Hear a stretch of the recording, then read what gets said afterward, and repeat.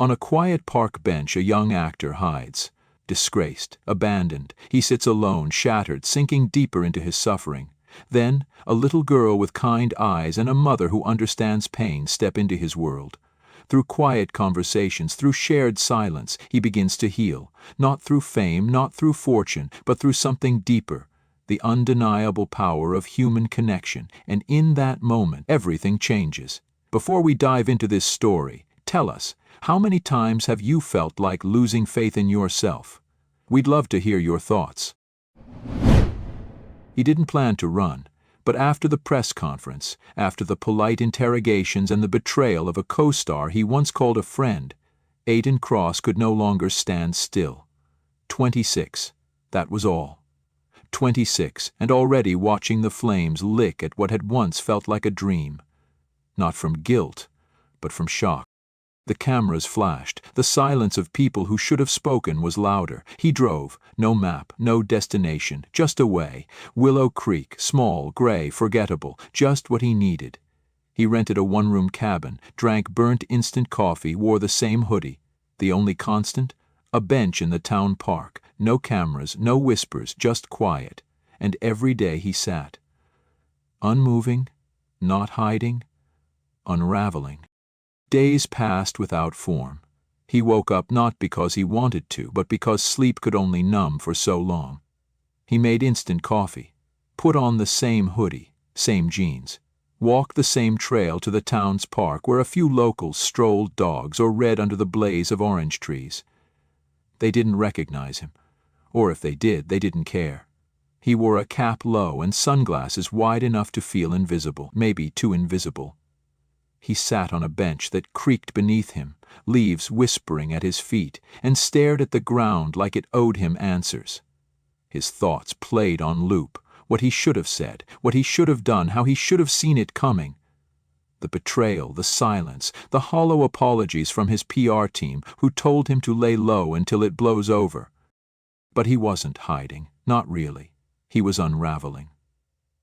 The world he came from didn't allow space for fragility, especially not for someone like him, young, white, handsome, and lucky as they all liked to remind him, but no one ever asked what it was like to be expected to succeed, to be resented for getting there too fast. No one asked how it felt when someone from your own set whispered in the studio lot that you probably slept your way into that role, or how the industry politely pushed you forward, then quietly set traps to watch you fall.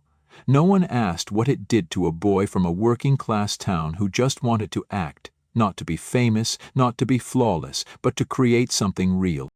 And now everything real felt out of reach. That day, the wind carried a chill that sank into his bones. He hadn't eaten, couldn't remember the last time he did. His fingers were tucked inside the sleeves of his coat, his breath fogged in the air, and his heart felt like a room with the lights turned off. That was when it happened.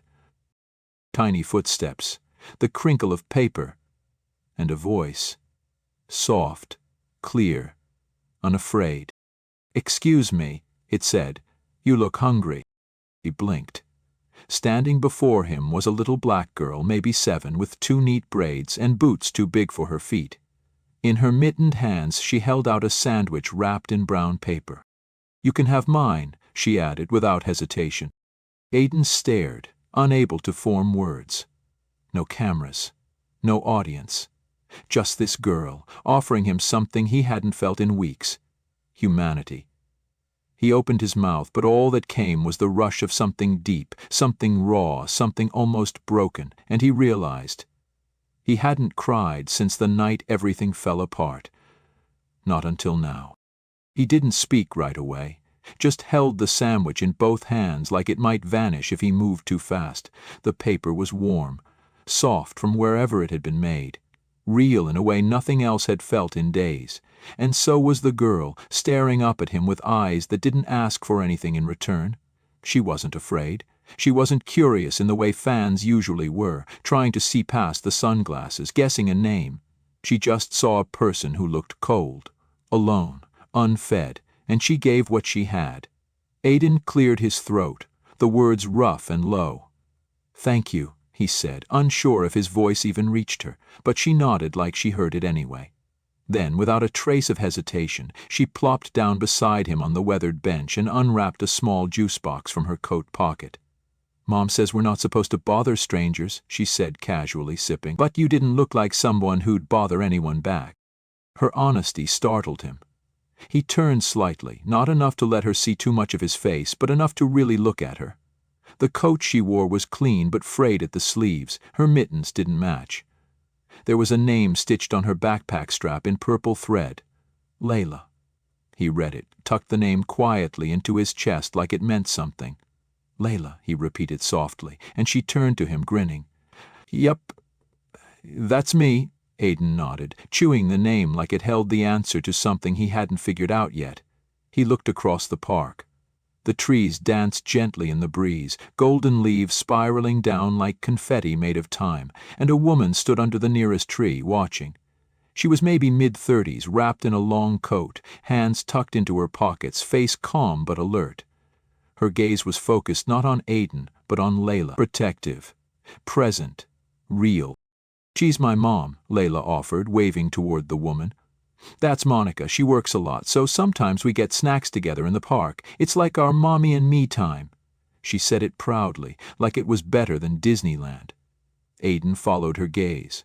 Monica nodded once when she saw him looking, her expression unreadable, like she was trying to measure something more than just whether he looked dangerous. He nodded back, a silent gesture of respect. "You hungry a lot?" Layla asked suddenly, her voice innocent but bold. Aiden blinked. He could have lied, could have laughed it off, but what came out surprised even him. "Sometimes," he said. "Mostly I forget to eat." She tilted her head. "Why?" He hesitated. "Because some days I feel like I don't deserve to." She didn't answer right away. Just looked at him. Really looked at him, in a way most adults forgot how to do. Then she leaned closer and whispered, "You looked like someone who needs to remember the good things, like food and music and colors and dogs with big ears." Her list was so specific, so oddly perfect, that Aiden felt the corner of his mouth twitch. A smile, half-formed, barely there, but it was a beginning. "Do you come here every day?" he asked. She nodded. "Mostly, after school. Mom's tired, but she always lets me run around for a little." Then, softer, "She says the world isn't always kind, but we can be." Those words hit harder than they should have. The world isn't always kind, but we can be. Something about the way she said it, as if it were an instruction she carried in her chest like a compass, made him feel small and seen all at once. He looked down at the sandwich, then back at her. "You're very wise, Layla." She shrugged. "I just listen to my mom. She knows stuff. She says people forget how heavy other people's hearts can be." Aiden turned away, his throat tightening. He swallowed hard, pushing down the sudden flood of emotion. No one had said something like that to him since his grandmother died. He stood slowly, brushing crumbs from his lap. "Tell your mom, thank you," he said, "and that her daughter has a better heart than most people I've ever met." Layla stood too. "You'll be here tomorrow?" He hesitated, then nodded. "Yeah, I think I will." And as he walked away, clutching what remained of the sandwich in something far more fragile, he didn't feel like he was running anymore. Not entirely, not today. The next day he came back. Earlier this time, same bench, same coat, a different weight in his chest. Healing hadn't arrived all at once, but something small had shifted. The silence wasn't as sharp, and the coffee didn't taste as bitter. It wasn't lighter yet, not really, but it had shifted. Like grief that finally agreed to sit beside you instead of dragging behind. Aiden sat with his coffee, burnt and instant, but warm, and waited. He didn't know what he was waiting for until he heard the familiar crunch of boots over fallen leaves and turned to see Layla skipping across the grass, her braids swinging behind her like laughter. She waved like they'd known each other forever, as if the day before had been the middle of something, not the start. Behind her was Monica, steady, composed, quiet, but alert. She approached more cautiously this time, her eyes scanning him not with suspicion but recognition, not of who he was, not as Aidan Cross, the actor with the crumbling career, but of something deeper, pain maybe, or effort, or that look people carry when they've been broken but are still showing up.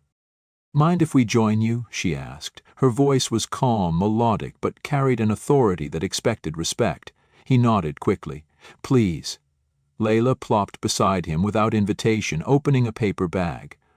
"I brought 2 today," she said proudly, "just in case you forgot to eat again." Monica sat slowly on the other side of Layla, placing a thermos in her lap. "And I brought tea," she added, her eyes locking with his. "Something warm that doesn't taste like regret." Aidan almost laughed, but it came out as a breathy huff. "You two always like this?" he asked. Monica raised an eyebrow. "Like what?" "Kind," he said, "to people you don't know." Monica didn't smile. She didn't have to. "You can tell a lot about someone by how they sit alone," she said. "Some people sit like they're waiting, some sit like they're hiding. You," she paused, studying him. "You sat like someone who forgot what they're worth." He didn't flinch. He didn't have the strength. But the words settled into his chest like something meant to stay. "I used to think I mattered," he admitted. "Before everything. Before people turned on me over something that wasn't true. And even the ones who knew better, they stayed quiet." Monica didn't blink. "That's because power protects itself," she said. "And when you start to rise faster than the people around you, they'll either lift you or clip you." Aidan looked at her like she'd just read his journal. "That's exactly what it felt like," he murmured, "like they were waiting for me to slip." Monica poured tea into a lid and handed it to him. "They weren't waiting," she said. "They were pushing. The second they saw something in you that they didn't expect, a voice, a presence, a softness they couldn't control, they called it arrogance. Because that's what this world does when someone refuses to shrink." Aidan's hand trembled slightly as he accepted the tea. No one had said it so plainly. No one had made it make sense without dressing it up in pity. He looked down, then back at her. "You've seen it before," he said. Monica nodded. "I've lived it. I've raised a daughter to know what it means when people look at you and see only what they expect to see." Layla, between them, was humming to herself, oblivious to the gravity floating around her. Or maybe not. Maybe she was the anchor. Aidan looked at her, then at Monica. "You said the world isn't always kind, but we can be." Monica finally allowed a faint smile. "That wasn't mine. That's hers. I just remind her." There was a pause, long and quiet, filled only by the rustle of leaves and a breeze that softened as if it too was listening. Then Monica added, almost gently, "You don't have to tell me who you are. I already know the part that matters." Aidan swallowed hard. "And what part is that? The part that still shows up, even when everything says not to." For the first time in weeks he felt a full breath move through his lungs. Not forced, not shallow. Full. He didn't know what would happen tomorrow, if the press would find him, if the whispers would stop, but right there, on that splintered bench between a mother and her daughter, Aidan didn't feel like a headline or a ghost or a cautionary tale. He just felt human. And for the first time, that felt like enough. The days that followed were quieter, but not empty. Aidan found himself returning to the park bench, not out of habit, but with purpose. He brought an extra coffee now. One with honey and oat milk, the way Monica liked it. Layla brought stories, like she was offering him pieces of a brighter world to borrow. And Monica, well, Monica brought truth. Soft truths, hard truths, truths that settled in the spaces between Aidan's bones like the warmth he hadn't known he needed. On the 4th afternoon the wind was sharper, and Monica wore gloves with a hole in the thumb. Layla danced through piles of leaves, her laughter cutting clean through the cold. Aidan sat between sips of coffee in silence, watching her. "You know," he said, his voice almost shy, "I used to think I wanted fame." Monica glanced at him, not judging, just listening. "Wanted it like people want oxygen. Thought if I could just be seen, really seen, maybe I'd matter more." He paused. "But turns out, being seen, it's not the same as being known." Monica nodded slowly. "That's the mistake we all make at some point," she said. "Thinking visibility is value. But people can see you and still not see you. Aiden exhaled, something heavy slipping from his chest. They saw what they wanted, charming, promising, and when I didn't fit in their box, when I said no to something that didn't feel right, they called me difficult. He looked down. And then they called me gone. Monica's eyes narrowed, not in judgment, but in recognition. Let me guess, she said, her voice low, sure. They wanted you to be grateful for being let in. Aiden looked at her, startled. She continued, but only if you followed the script, smiled at the right moments, nodded when it was expected, and when you had a voice of your own, when you tried to use it. They painted it as arrogance. He didn't respond because there was nothing to add. She had just described the entire breakdown of his career, his sense of self, and every sleepless night that followed in a single paragraph. I know that story, Monica said, her voice softer now. Different stage, same script. Aiden felt something burn behind his eyes, but he blinked it back. He wasn't ready to cry again, not yet. You ever think about giving up? He asked. Monica stared into the distance for a moment, watching Layla chase a bird that was clearly not interested in being caught. Every night, she admitted. Especially when my second job ends at midnight, and I come home to bills and a little girl asking why her classmate says she can't be a princess because her skin's the wrong color. Her jaw tightened. But then I remember my existence is already resistance, and her joy is a rebellion, so I get up, I show up. Her words hit with a kind of grace that didn't beg for sympathy, only understanding. Aiden turned toward her, his voice barely above a whisper. How do you teach her not to hate the world for all of it? Monica smiled, just faintly. I don't, she said. I teach her how to survive it with softness intact. That's harder, but worth more. A silence settled between them, not awkward, but reverent, like both knew they were sitting in the middle of something important, and then, as if on cue, Layla bounded back toward them, breathless, cheeks pink. Mom, he smiled, she exclaimed, pointing at Aiden. A real one this time. Monica laughed, and Aiden let out a chuckle that turned into something fuller, not forced, not polite, real. He didn't notice how warm he felt until the moment passed, not from the sun, not from the coffee, from them. From this. As the sky dimmed and Monica stood to leave, Layla wrapped her arms around Aiden's arm briefly. See you tomorrow? She asked. Aiden nodded. Wouldn't miss it. And as he watched them walk away, Monica with her head held high, Layla skipping with unshakable joy, he realized he hadn't just found kindness, he'd found reflection. He'd found a mirror that didn't distort him, and that was beginning to change everything. He didn't sleep that night, not because of the usual reasons, not the noise in his head, not the ache of regret, but because for the first time in weeks, Aiden Cross was thinking forward instead of backward. He lay in bed with the crinkled sandwich wrapper still in his coat pocket, and the sound of Layla's laughter echoing in his memory like music played just for him. He thought about Monica, her strength wrapped in calm, her words sharper than anything his agents had ever offered. And he thought about how for 3 days he had been allowed to simply exist, not as a persona, not as a headline, but as a person. That was a kind of wealth he hadn't known he was poor in.